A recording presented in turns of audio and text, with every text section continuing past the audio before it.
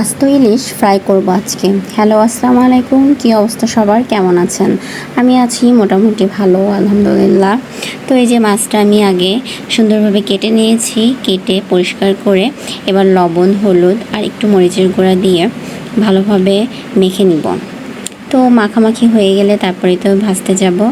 আর আজকে ভেবেছিলাম যে কি রান্না করব। আমি একটু বাইরে গিয়েছিলাম, বাইরে থেকে এসে বাইরে যাওয়ার আগে মাছটা বের করে রেখেছিলাম, কিন্তু যে মাছটা রান্না করতে চেয়েছিলাম কিন্তু আর ভালো লাগছিল না। তো ভাবলাম যে এভাবে কেটে জাস্ট মাছটা ফ্রাই করে, আমরা 2-3 জন মানুষ আছি আপাতত, আর কেউ নাই, তো খেয়ে নিই, হয়ে যাবে এটাই, আর রান্না টান্না করতে হবে না।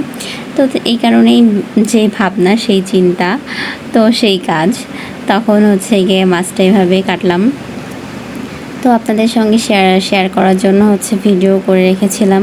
তো ভালোভাবে মাছটা কিন্তু আমার লবণ হলুদ মাখা হয়ে গেছে, দেখতেই পাচ্ছেন। এইবার ফ্রাই করতে চলে যাব। তো এই যে কড়াইতে নিলাম, মাছটা ভাজতে গেলাম। আর মাছটা মনে হচ্ছিলো যে আমার কড়াইতেও ধরছিল না, খুব বেশি বড় না, তারপরেও মাছের লেজটা বাঁকা হয়ে যাচ্ছিলো না, মাথা বাঁকা হয়ে যাচ্ছিলো। আর এত সুন্দর করে লেজটা কেটেছিলাম, ত্রিভুজ কোয়ালিটির, তো লেজটা একটু ভেঙে গিয়েছে।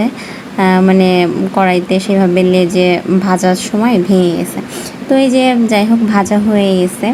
আর মাছের টেস্টটা কিন্তু অনেক সুন্দর ছিল। আর আমি কিন্তু মাছটা শুধু ভাজিনি, সঙ্গে পেঁয়াজ মরিচও ভেজে নিয়েছি, কারণ পেঁয়াজ মরিচ ভাজা না হলে কিন্তু ইলিশ মাছ ভাজা মোটেই ভালো লাগবে না শুধু শুধু। তো এভাবে পেঁয়াজ আর কাঁচামরিচ ভেজে নিয়েছিলাম, শুকনো মরিচ দিলেও হতো, যেটা আর কি ভালো লাগে। তো আমি কাঁচামরিচটাই আমার কাছে ভালো লাগে, কাঁচামরিচটাই দিয়েছি, শুকনো মরিচ হলেও ভালো লাগতো। তো যাই হোক, এই দেখেন কেমন লাগছে, দেখেন অনেক সুন্দর লাগছে। আর তারপরে খাওয়ার আগে এভাবে মাছটা কেটে নিয়েছিলাম, কেটে তারপরে আমরা খেলাম। আর এই যে ভিডিওটা প্রায় শেষ হয়ে গেছে। আজকে ইলিশ ফ্রাইটা কেমন লাগলো সবাই অবশ্যই জানাবেন। আর আপনারা এইভাবে বাসায় একদিন খেয়ে দেখবেন, দেখবেন অনেক ভালো লাগবে।